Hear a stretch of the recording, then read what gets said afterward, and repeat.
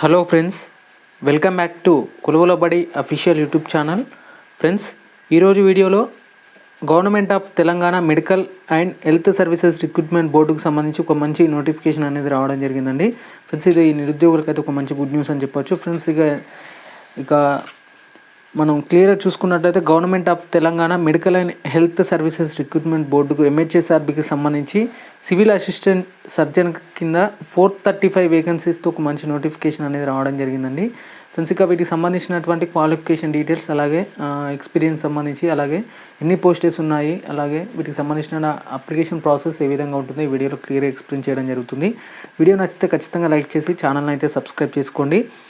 ముందుగా ఈ పీడిఎఫ్ కావాలనుకుంటే కింద డిస్క్రిప్షన్ ఉంటుంది, ఒకసారి టెలిగ్రామ్ ఛానల్లో జాయిన్ అయ్యి అందులో ఫాలో అవ్వి మీరు ఈ పీడిఎఫ్ అనేది డౌన్లోడ్ చేసుకోండి. ఇక్కడ క్లియర్గా చూసుకున్నట్లయితే government of Telangana medical board and health services రిక్రూట్మెంట్కి సంబంధించి ఇక్కడ క్లియర్గా చెక్ చేసుకోవచ్చు. ఇక్కడ నోటిఫికేషన్ నెంబర్ 1/2024 డేటెడ్ వచ్చేసి 28/6/2024 రోజున, అంటే ఈ రోజున అయితే దీనికి సంబంధించినటువంటి నోటిఫికేషన్ అనేది రిలీజ్ కావడం జరిగింది. పోస్టెస్ చూసినట్లయితే సివిల్ అసిస్టెంట్ సర్జన్ అండి, ఇక్కడ క్లియర్గా చెక్ చేసుకోవచ్చు. ఇక applications are invited from qualified persons online board and official website వచ్చేసి ఇవ్వడం జరిగింది. mhsrb.telangana.gov.in మీరు అప్లికేషన్ అయితే పెట్టాల్సి ఉంటుంది.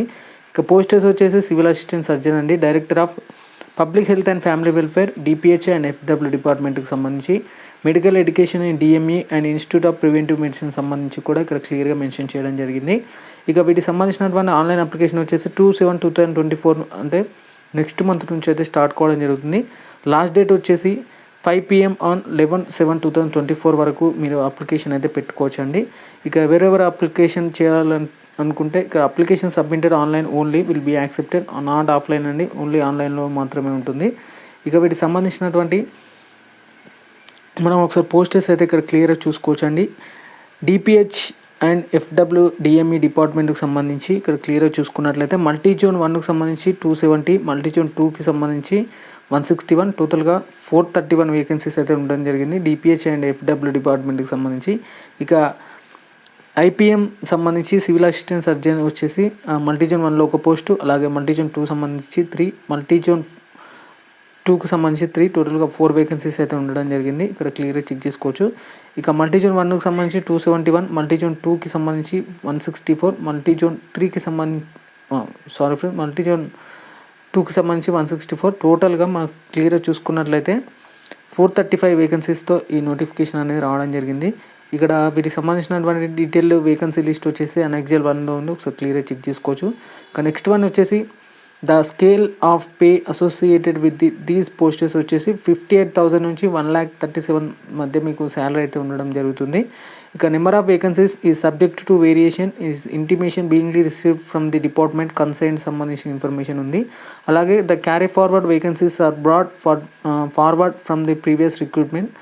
ఏమైతే క్యారీ ఫార్వర్డ్ అయిన పోస్టర్స్ ఏమైతే ఉన్నాయో వాటికి సంబంధించి ప్రీవియస్ రిక్రూట్మెంట్లో వాటి కూడా తీసుకోవడం జరిగిందంటూ కూడా ఇక్కడ ఇవ్వడం జరిగింది.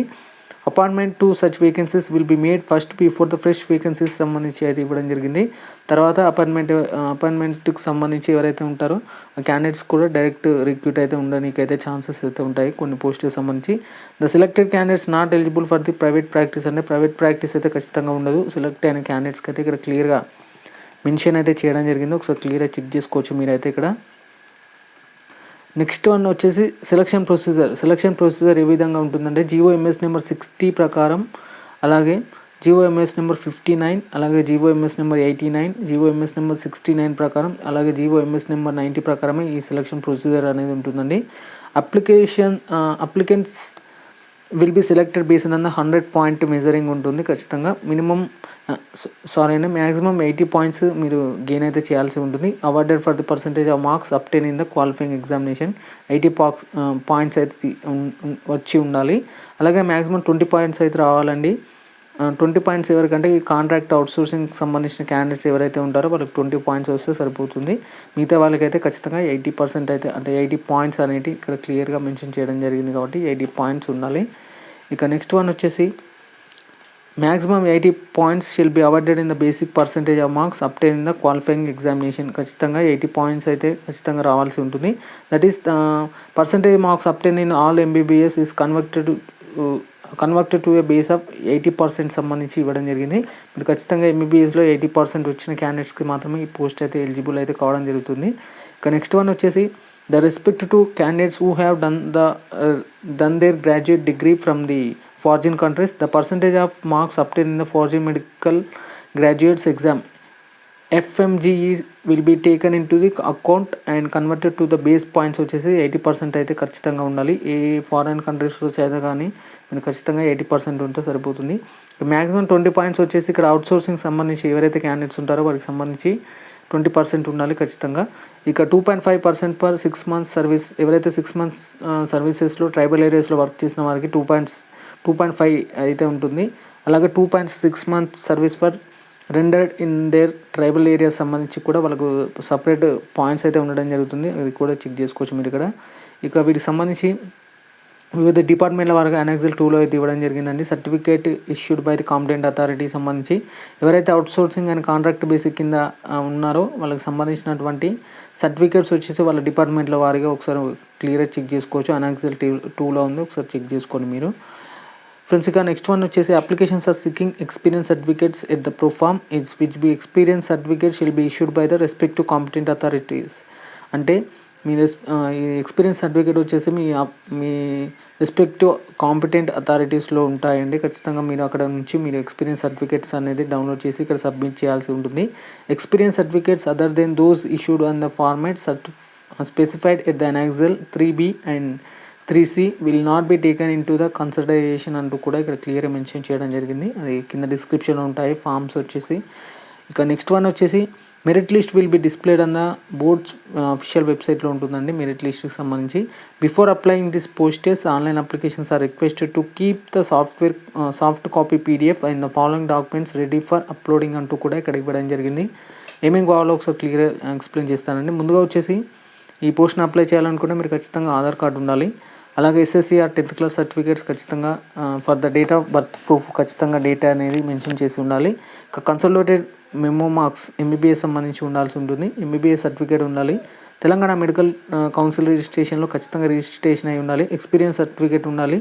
అలాగే study certificate 1st to 7th class, అలాగే రెసిడెన్సీకి సంబంధించి community certificates, non creamy layer, అలాగే లేటెస్ట్ ఇన్కమ్ సంబంధించి స్పోర్ట్స్ సర్టిఫికేట్స్ ఎవరైనా ఉంటే, అలాగే PH క్యాండిడేట్స్ ఉంటే సదరం సర్టిఫికేట్, అలాగే సర్వీస్ సర్టిఫికేట్ సంబంధించి ఎక్స్ సర్వీస్ మ్యాన్ వాళ్ళకి, అలాగే రెగ్యులర్ అపాయింట్మెంట్ సంబంధించి క్లైమింగ్ ద ఏజ్ రిలాక్సేషన్ సంబంధించి కూడా తీసుకెళ్లాల్సి ఉంటుంది. ఇక ఎడ్యుకేషనల్ క్వాలిఫికేషన్ సంబంధించిన విషయానికి వచ్చినట్లయితే DPH FW సివిల్ అసిస్టెంట్ సర్జన్కి ఖచ్చితంగా MBBS ఈక్వలెంట్ క్వాలిఫికేషన్ ఉండాలి. IPM వాళ్ళకి must be registered with Telangana medical board కౌన్సిల్లో రిజిస్టర్ అయి ఉన్న క్యాండిడేట్స్కి అప్లికేబుల్ అయితే కావడం జరుగుతుంది. కాబట్టి సంబంధించి కూడా ఇక్కడ క్లియర్గా మెన్షన్ చేయడం జరిగింది. ఏజ్ వచ్చేసి ఖచ్చితంగా 1/7/2024 నాటికి ఖచ్చితంగా 46 years అయితే ఉండాలి.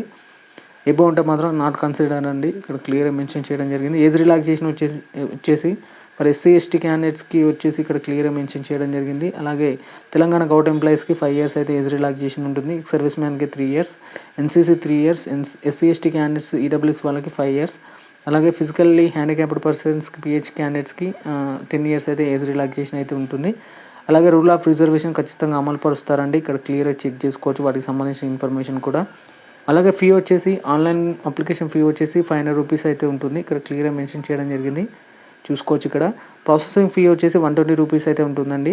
మరి SC ST PWD అలాగే EWS క్యాండిడేట్స్కి ఎక్స్ సర్వీస్ మ్యాన్కి ఫీ ఎక్సెప్షన్ అయితే ఉంటుందండి. ఖచ్చితంగా మీరు ఫీ పే చేయాల్సిన అవసరం లేదు ఎగ్జామినేషన్ ఫీ సంబంధించి. Unemployed applicants in the age group of 18 to 46 years of Telangana states వాళ్ళకి కూడా ఫీ అనేది ఉండదు.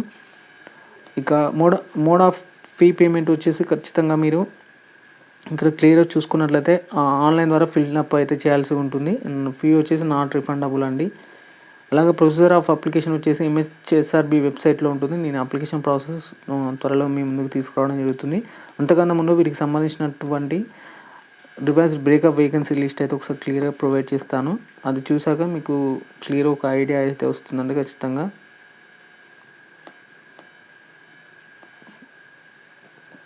ఫ్రెండ్స్ ఇక్కడ క్లియర్గా చెప్పడం జరిగిందండి. బ్రేకప్ వేకెన్సీ లిస్ట్కి సంబంధించిన ఇన్ఫర్మేషన్ వచ్చేసి ముందుగా వచ్చేసి civil assistant surgeon post code number 1కి సంబంధించి ఇక్కడ క్లియర్గా చూసుకోవచ్చు. DPH FW అండ్ DME సంబంధించి మల్టీజోన్ 1కి సంబంధించి ఓపెన్ కేటగిరీలో 68 అండి.